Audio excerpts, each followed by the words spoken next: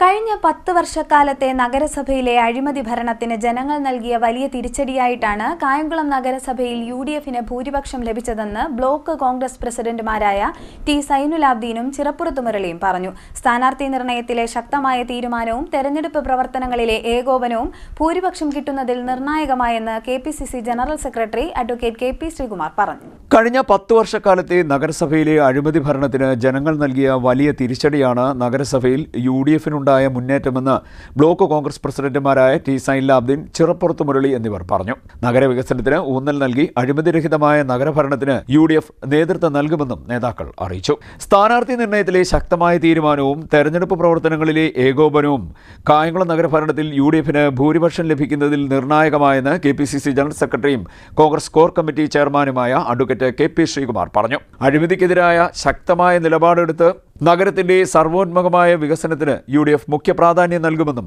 അദ്ദേഹം പറഞ്ഞു. CDNet news, Kayamkulam.